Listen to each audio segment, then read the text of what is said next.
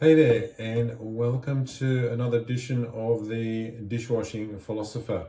And thank you for joining the live stream today. I don't know when I'll be publishing this, probably in a few days' time, but it was good to see so many people turn up.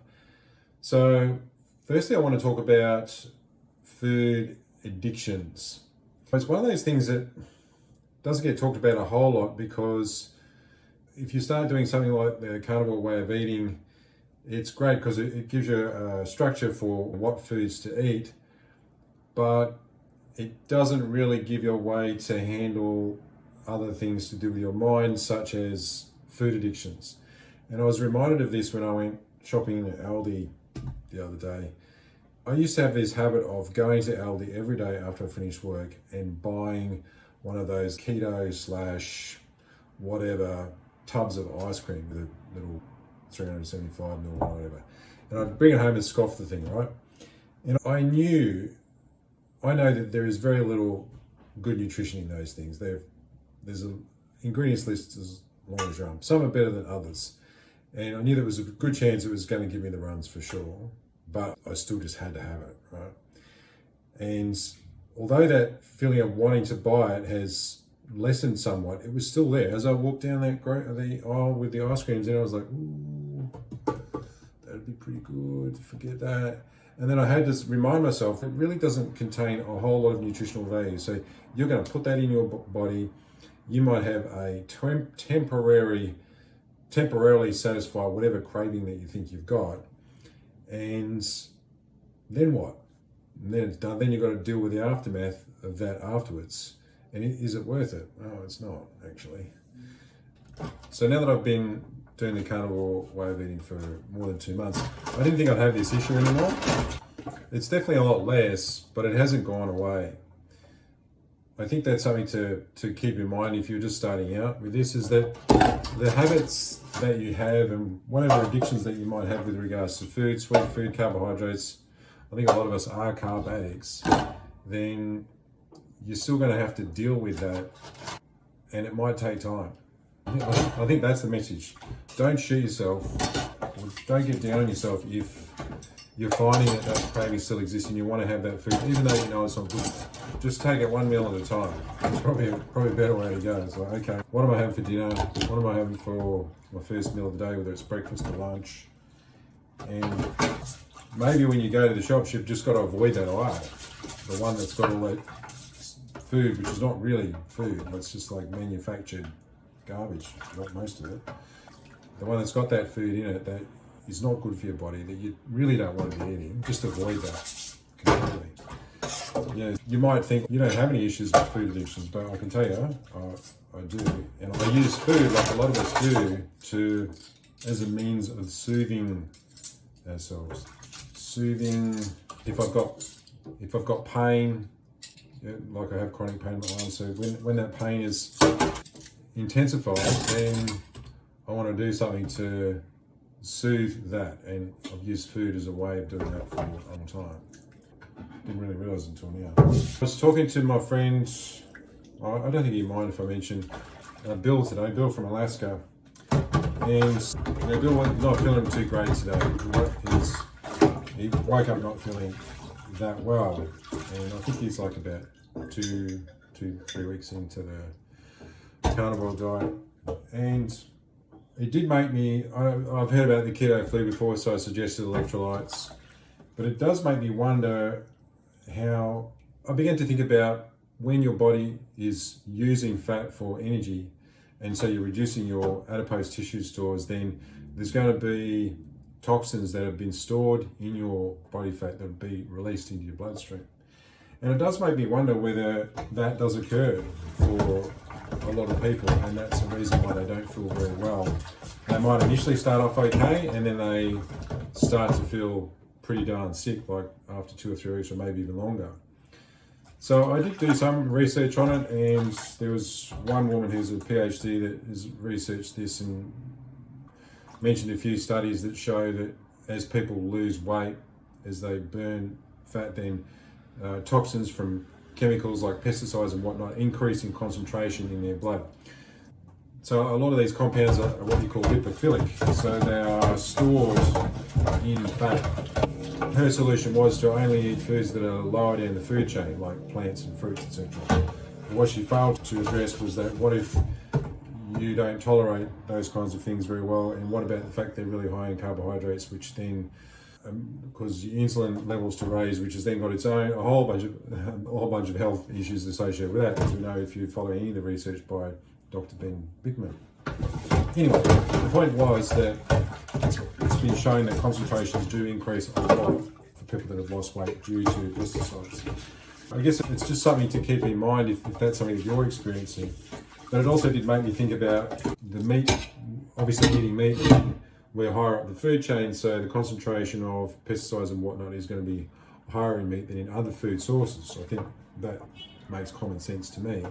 But what can you do to avoid that? I guess sometimes it just depends on, a lot of the time it depends on your financial means, I think, and whether you can afford to buy meat that's been pasture raised, pasture fed, that hasn't been grazed on pasture that's had chemicals used on it, or pesticides and that sort of thing. But I also wonder whether by having this very low inflammatory diet that it gives your body a better ability to deal with those kinds of toxins and pesticides and eliminate them from your system. I don't know. I'm just speculating here, but it does make me wonder whether that's actually possible or not. Somebody asked on my live stream whether you could eat too much fat. And once again, I'm not a doctor. Don't consider this to be medical advice, you know the drill.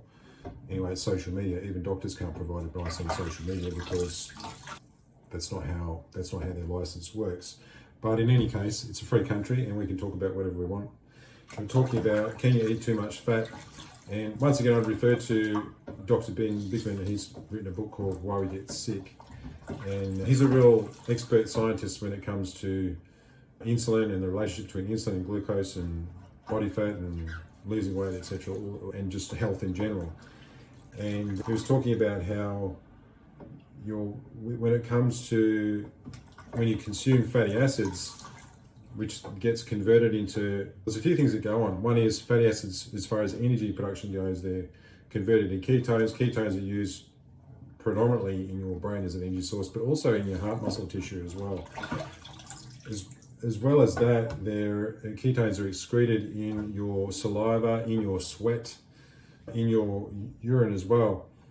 When you think about the whole calories in, calories out equation that a lot of people still stick to, if you just think about that fact alone, that there's all these different pathways in which ketones, which is an energy source, are excreted, not just through exertion.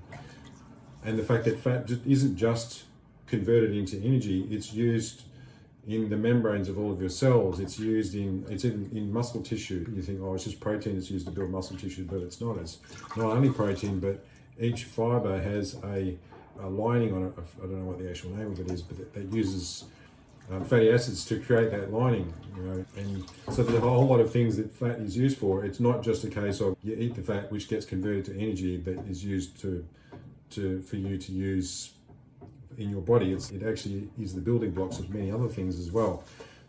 It makes no sense that you could just say, okay, you've consumed this much fat, it has this caloric value associated with it. If I burn it in a lab, therefore that's its value to you, and therefore the whole calories in, calories out thing works when it comes to working out how many calories you should consume. It's food for thought, right? I bought a gadget, which is this one here. It's a Sous Vide. I can't get the Breville Dual, and what's the other one called? Anova is a pretty popular one in the States, but you can't get them here in Australia. This is the only one I can get. It's about a third of the price of the Breville Dual, even less actually, I think. Anyway, this is so I can cook like a rump steak, or otherwise known as round steak in the States, and you sous vide it first, which is you cook it at a very low temperature for like 24 hours, and then you just sear it, and you end up with a result that's better than if you had bought an eye fillet, which is 3 times the price. I'm super keen to try that out, and I'll do another video for that, so I'm excited about that gadget. There's something that came up on the live stream was about eating out, and also family occasions. I think eating out, is eating out a problem for you? I haven't really done a lot of eating out in the last couple of months, but I guess eating in, like ordering in takeaway, I've gotten used to that. Most places seem to be, like for example, if you order a burger, you can usually order it without the bun. Then you just got to take off all the salad and whatnot, and the sauces, etc. So it's not an ideal solution, but you can usually work with it. And then if you're at a restaurant, typically you're going to be able to order some sort of meat without any problems there, unless you end up being at a vegan restaurant, which, God forbid. But social and family occasions is a bit of a different story. So within my family and extended family, I'm the only one that eats this way. So everyone's respectful of my choice, but no one else is on board at this stage. So when I've actually, in a family situation, I can be faced with food that I may not want to eat, and out of respect for those who have cooked the food, then I'll generally eat it, even though I know that it's probably not going to agree with me later. Because one thing is, once you get used to eating this way, you feel great, but then you also have a much lower tolerance to then putting in things in your body that you haven't eaten for a while that you might have been able to tolerate better. So that's what I've found, is that if I go and eat a bunch of carbs or vegetables, fruit, etc., it's going to upset the stomach for sure. The way I look at it is, if you get too hung up on it, doing it 100% perfect all the time, it might not be a fun way to live. I try to weigh up, I try to make sure that people know what I like to eat, but then also, I weigh it up against respect for those who have actually made the food, and you just try to work around it. Sometimes that might mean I just eat less food because there's only, say, maybe there's a selection of dishes, but only one of them is a meat dish, and I'll just eat that and then just wait until I can get my own food later on. And I don't know, is that something that you have to deal with as well? Do you often eat with family that's not into the way that you like to eat, and perhaps maybe even get served up a whole bunch of just vegan only dishes that you then got to go, what am I going to eat here? What can I actually eat out of this, or can I eat any of it, or do I want to eat any of it? My personal view is, if it's fairly clean food, like single ingredient food, and it's been cooked in the home, there hasn't been a whole lot of stuff added to it, then you can probably do worse as a one-off kind of thing, and might be a bit of fallout for you that evening and the following morning, but you'll get past it. Desserts is the biggest one, because I've got a mother-in-law who makes absolutely amazing desserts, and I just know that if I eat something like that, then that's really sweet, then I'm gonna kickstart those whole sugary craving things through to the following day. But I can deal with that. I don't think it's the end of the world. So I usually just, what I do now is, instead of having, let's say there's this amazing cake that mother-in-law's made, I won't have 3 slices, I'll just have one, and I've managed to discipline myself to stop at 1, whereas before, there's no way I would have just stopped at 1. I would have just had 2 or 3 because it's so delicious and I'm just going to gorge myself. So I guess that's something that's changed. I'll give myself a bit of a pat on the back for that. Maybe that's just as a result of not having any sweet things, not having sweet things at all, just getting rid of anything that's sweet, whether it's artificially sweetened or naturally sweetened sugar or whatever, or honey or anything like that. If you remove those things, you start to lose the taste for them, and your taste buds actually change, and your sense of taste changes. So it's not as an insatiable urge to continually have sweet food. I'm speculating once again, I'm just talking about my experience, I can't really explain it. I love this frying pan. This is just the best. It's I've had it for ages. It's a Circulon pan, and it's, which one is it?